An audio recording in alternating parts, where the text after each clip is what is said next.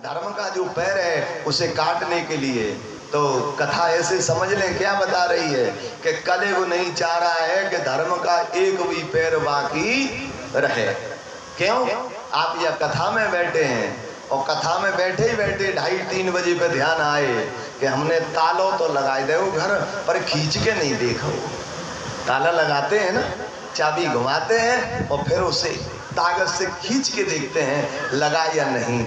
अब विचार हमने कर लिया कि ताला तो लगा दिया पर खींच के नहीं देखा, चलो घर को। तो समझ लो कि वो कलयुग आए गए हो। पंडाल में कह रहा है कि तू यहाँ क्या कर रहा है, चल घर को। तो कलयुग नहीं चाह रहा है कि धर्म का एक भी पैर बाकी रहे। तो आज कलयुग ने कहा महाराज मैं क्या करूं, मेरे लिए क्या आदेश है? बोले तू मेरे राज्य से बाहर निकल जा, मेरे राज्य में तुझे रहने का कोई अधिकार नहीं है। आज कलयुग ने कहा महाराज तो मैं ये कहूँ कि हरिद्वार चला जाऊं तो वहां भी आप दिखाई दे रहे हो, आप सम्राट हो, मुझे कोई स्थान दे दे रहने के लिए। तो परीक्षित जी को दया आ गई, बोले ला रहने के लिए स्थान नियुक्त कर दें। बोले सुनिए स्थान दे रहे हैं। अभ्यस्तदा तस्मै स्थानानि कलये ददौ द्योतम पानम स्त्रिय सूना यत्रा धर्मस्य तुर्विद। यह स्थान दे दिए, द्यूतम 4 स्थान दिए। द्यूत यानी जहां जुआ सट्टे का व्यापार होता है, जुआ सट्टे का जहां धंधा होता है वहां कलयुग का वास है महाराज। पैसा कितना भी घर में बढ़ जाए लेकिन ऐसे व्यक्ति के घर में शांति नहीं रह सकती। क्यों? कि कलयुग का वास है। जहां जुआ सट्टे का काम होता है वहां छल कपट जरूर होता है, और छल कपट से जो धन घर में आता है उसमें कभी शांति मिल ही नहीं सकती। तो देवतम पानम, जब मदरा पान होती है, मदरा पान हो वहां भी कलयुग का वास है। अंदाज कर लेना, कोई निकल के आए और वो सुर लगाए हो तो उससे कहना कि आज मंगल है, लो सुंदर कांड का पाठ कर दो। और महाराज तुमने जो बैठा लो तो सुंदर कांड बाद में, पहले लंका कांड पूरा कर देगा, लंका कांड पढ़ देगा। क्यों? कि कलयुग का वास है। देवतम पानम, स्त्री सुना वैश्यालय में जब विचार होता है वह कलयुग का वास है। और जहाँ जानबूझ के जीवों की गर्दन पे छुरी चलाई जाती है, जहाँ हिंसा होती है, हत्या होती है, वहाँ कलयुग का वास है।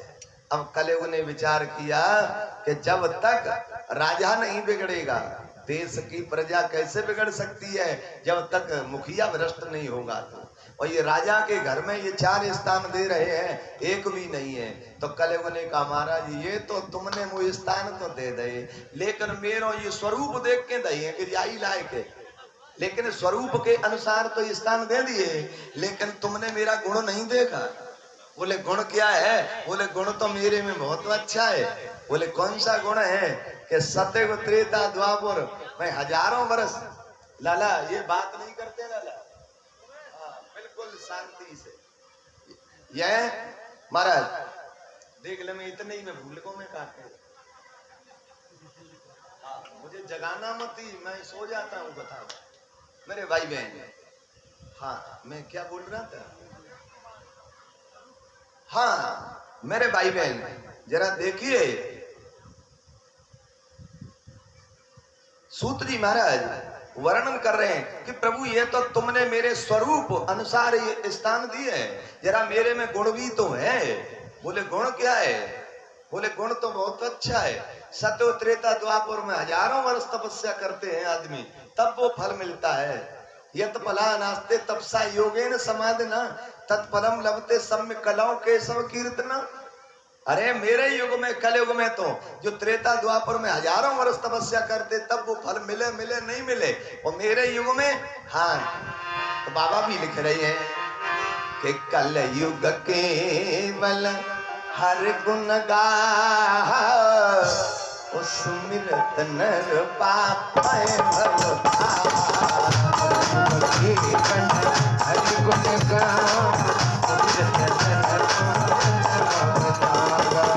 और ये भी कह देते हैं जुगाड़ से, कलयुग केवल नाम आधारा करे पारा अलयुपति वरना मुखदारा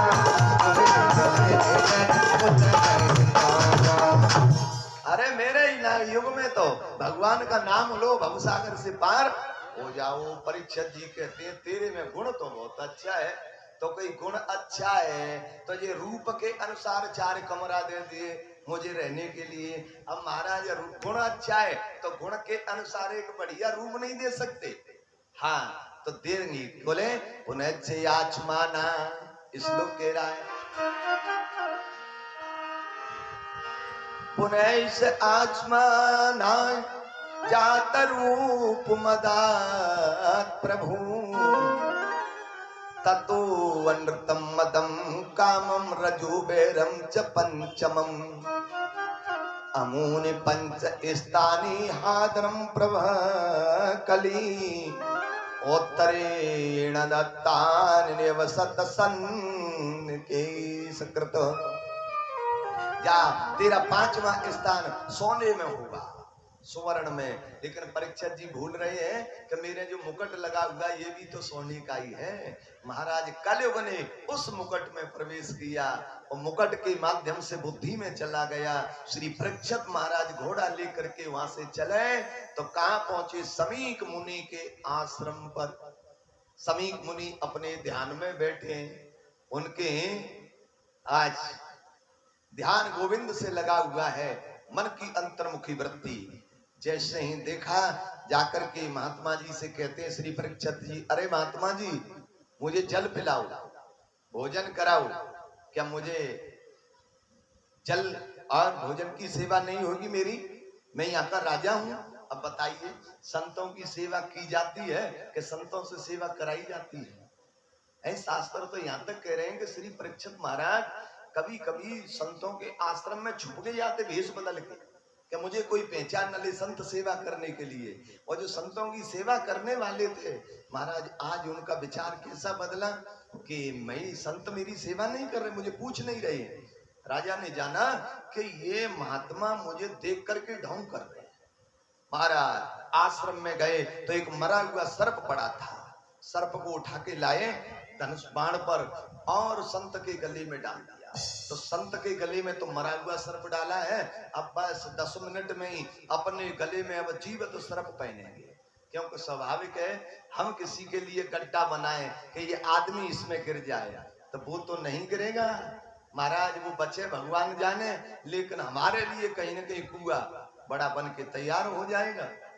आज जैसे महात्मा जी के यहाँ से श्री परीक्षित जी तो चले जाते हैं, समीक मुनि के बेटा श्रृंगी को जब पता लगा तो उन्होंने हाथ में जल लिया और हाथ में जल लेकर के श्राप दिया कि राजन क्या तुम ये समझ रहे हो कि मैं अभी यहाँ ब्राह्मणों का ब्रह्म तत्व कहीं चला गया? मैं श्राप देता हूं कि तुमने तो मेरे पिता के गले में मरा हुआ सर्प डाला है, आज के 7वें दिन तुम्हें तक्षक सर्प डस लेगा और तुम्हारी तत्काल मृत्यु हो जाएगी। बाणी रूपी बाण को जय श्री राधे चला दिया महाराज। लेकिन बेटा रोने लगा तो महात्मा जी ने आंखें खोली, पुत्र क्यों रो रहे हो? बोले पिताजी महाराज परीक्षित आए तुम्हारे गले में सर्प डाल गए। बोले सो क्या हुआ? वो हमारी सेवा भी तो करते हैं कि नहीं। अब मैंने इंतजाम उनका कर दिया क्या कि मैंने 7 दिन में मरने का श्राप दे दिया। इतना सुनते ही संत को बड़ा दुख हुआ। बोले तुमने ये क्या कर डाला? ये संतों के लक्षण नहीं है। संतों की महिमा बाबा तुलसीदास जी ने लिखा है, संत हृदय नव नीत समाना, संत हृदय नव नीत समाना, संत हृदय नव नीत समाना,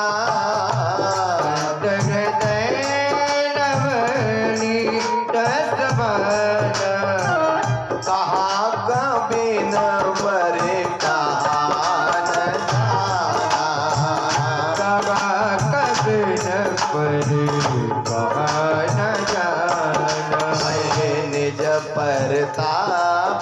पर वह न वरीता निज परताप वैन वरीना पर दुख द्रवाहे संत सुपुनीता पर दुख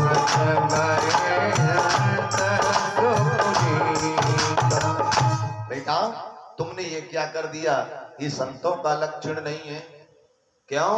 कहते थे छया करुणा मैत्रा चाकिल जंतुसु समत्तेन च सर्वात्मा भगवान संप्रसीदते। श्लोक कह रहा है, पिताजी समझा रहे हैं समीक मुनि बेटा श्रृंगी को कि ये संतों का लक्षण नहीं है। संत तो दयावान होते हैं, करुणावान होते हैं। अरे एक नदी में नाव चल रही थी तो उसमें एक महात्मा जी आ गए। नाव में बैठे महात्मा जी, उसी नाव में कुछ बच्चे बैठे। तो महात्मा जी ने महाराज फिलहाल ही मुंडन कराया, चिकनी खोपड़ी, बच्चे खड़े हो गए, उंगलियों से उनकी ढोलकी बजाने लगे। बड़ा अच्छी है महाराज, घाट लंबा। महात्मा जी के जब पीड़ा हुई तो वो खड़े हो गए तो एक आवाज आई कि महात्मा जी, आकाशवाणी हुई कि ये बच्चे आपको परेशान कर रहे हैं, तो क्या मैं इस नाव को पलट दूं? भगवान ने कहा कि आपको बच्चे परेशान कर रहे हैं तो मैं इस नाव को पलट दूं, लेकिन आपको मैं बचा लूंगा, ये बच्चे मर जाएंगे। अब संत ने सुना, अब बोले अब क्या करें? हम ये कह दें कि दया करी तो आपत्ति आई, और बिना दया के संत कसाई वही होता है महाराज। अब क्या करें? यदि हम ये कहते कि नाव पलट दो तो बताइए कितना अनर्थ होगा, बच्चे मारे जाएंगे। और ये कहें कि नहीं महाराज नाव मत ही पलटो, चलने दो, तो हमारी खोपड़ी की ढोलकी बज जाएगी। क्या करें?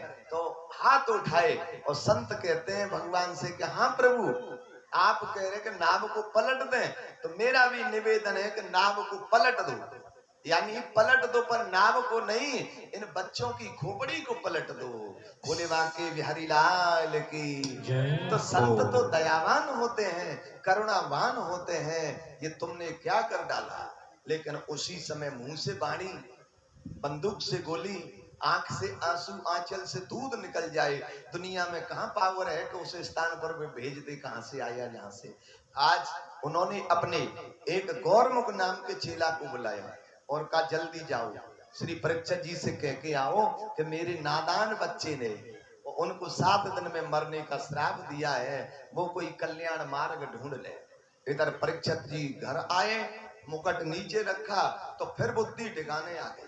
अब वो सोच रहे हैं भगवान, इस गद्दी पे तो मेरे बाबा धर्मात्मा युधिष्ठिर राज करते थे और मैं एक संत विरोधी, संत का अपमान करने वाला, अब तो मेरी मृत्यु हो जाए तो अच्छा। परीक्षित जी सोच रहे हैं अब तो मैं मर जाऊं तो अच्छा है। महाराज ये प्रायश्चित होगा, ये हम जो व्रत करते हैं, कोई एकादशी का है महाराज, कोई गुरुवार का, कोई सोमवार का, कोई पूर्णमासी का, ये व्रत जो हम लोग करते हैं ये क्या है? ये शरीर संबंधी सजा है। हमारे शरीर ने कोई गलती की, शरीर से कोई अनर्थ हो जाए तो व्रत कर लो, क्योंकि शरीर ने पाप किया, सजा दे दो क्या कि आज मैं भोजन नहीं करूंगा, आज मैं पानी नहीं पीऊंगा। ये शरीर संबंधी सजा है। यदि हम यही सजा दे देंगे व्रत के माध्यम से तो यमराज की यहाँ लठियां नहीं पड़ेंगी। अरे समझ में, और हम पाप भी करते रहे और रसगुल्ले भी खाते रहे तो नरक में तो मार खानी पड़ेगी। तो परीक्षित जी को प्रायश्चित हुआ कि हे भगवान, इससे तो मैं मर जाऊं तो अच्छा है। मैं संत विरोधी और संत का अपमान करने वाला इस गद्दी पर नहीं बैठना चाहता। तब तक गौरमुख नाम का चेला पहुंचा, कहा महाराज आपको 5-7 दिन में मरने का श्राप लगा है, कोई कल्याण मार्ग ढूंढ ले। तो वो नाचने लगे। 7 दिन के मरने की बात जब सुनी तो श्री परीक्षित जी नृत्य करने लगे। उनकी पत्नी इरावती आ गई, बोले क्यों पागल हो गए क्या? बोले नहीं देवी पागल नहीं है। बोले क्यों? बोले मैं दुनिया का आचार तुम्हें सुना रहा हूँ। बोले कहिए कि मुझे 7 दिन से पहले अब कोई मार नहीं सकता। ऐसा कोई आदमी है वो ये कह के मैं मर नहीं सकता? भाई अभिमान में कोई बोले उसके लिए तो कोई इलाज है नहीं। अभिमानी तो बात मानेगा ही नहीं। क्यों नहीं मानेगा? कि एक सज्जन यो गली निकल के जा रहे, गली निकल के जा रहे, एक अभिमानी ऊपर खड़ा महल पे छत पे पान खा रहा था महाराज। उसने पीक मार दी सो वो नीचे गली में जा रहा था, उसकी खोपड़ी पे पीक आ। अब उसने कहा, ऊपर नजर उठाई, कहा भैया जरा ऊपर खड़े हो तो नीचे भी देख लिया करो, नीचे देख के ही पीक मारते। तो उस अभिमानी ने अपनी गलती नहीं मानी, क्या बोला, अच्छा हमें शिक्षा दे रहे कि नीचे देख के पीक मारते, जरा तुम ऊपर देख के नहीं चल सकते थे कि ऊपर से कोई पीक मार रहा है। वो नीचे वाला बोला, महाराज ठीक रहे कि हम नीचे देख रहे थे और कहीं ऊपर देख रहे होते ना तो खोपड़ी का स्थान ये मोही तो होता। हाँ, तो अभिमानी आदमी कभी जीवन में अपनी गलती मान ही नहीं सकता। आज महाराज लेकिन 7 दिन की तो चलती क्या है, 7 घंटे की क्या, 7 मिनट की क्या, 7 सेकंड की क्या, 7 श्वास की गारंटी नहीं है कि मैं 7 श्वास लेके आपको कथा श्रवण करा पाऊंगा या नहीं।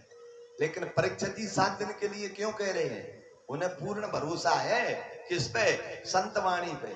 भगवान ने स्वयं कहा है अपने मुखारविंद से, क्या कहा है, मोर बचन चाहे पड़े जाए फीका, मोर बचन चाहे पड़े जाए फीका, मोर बचन चाहे पड़े जाए फीका, मोर बचन चाहे पड़े जाए फीका, संत वचन पर तरकी मीठा, संत वचन पर तरकी मीठा, संत वचन पर तरकी मीठा, संत वचन पर तरकी मीठा। मेरे प्यारे, संत वाणी यदि सत्य है तो 7 दिन से पहले कोई मार नहीं सकता। तब तक अब सोचा कि 7 दिन में ही मरना है तो झंझट में क्यों पड़े, 1 मिनट में ही अपना राज्य का भार अपने बेटा जन्मेजय को दिया। 1 पैसा नहीं लिया, 1 वस्त्र नहीं फालतू लिया, 1 लोटा गिलास नहीं लिया और घर छोड़ दिया। कहाँ चले, वन के लिए। क्यों कि तीर्थ में जाए तो त्याग लेके जाए, भूख लगे तो मांग के खाइयो, गिनियो न सांझ सवेरो। श्री परीक्षित जी महाराज घर से निकल गए, कहाँ पहुंचे, सुखता बट वृक्ष के नीचे बैठ गए छाया में, सोच रहे हैं हे गोविंद मैं क्या करूं। अब धीरे धीरे संतों का आगमन हुआ तो 1 के बाद 2, 2 के बाद 4, यानी हजारों महात्मा एकत्रित हो गए। तो श्री परीक्षित जी से कहते हैं वो संत जन कि राजन आपको ये श्राप लगा है ना, ये तुम्हारे योग्य नहीं था। श्री परीक्षित जी कहते हैं कि ये मत ही कहो कि श्राप लगा है, बोले तो ये कहो कि वरदान मिला है। ये मुझे आज वरदान मिला है, ये मुझे तो बहुत पहले मिल जाना था। क्यों कि आज मुझे हजारों संतों के दर्शन हो रहे हैं, तो ये मेरा वरदान है कि श्राप है। क्या कहा है जरा देखिए। हनुमान जी गए लंका, विभीषण कहते हैं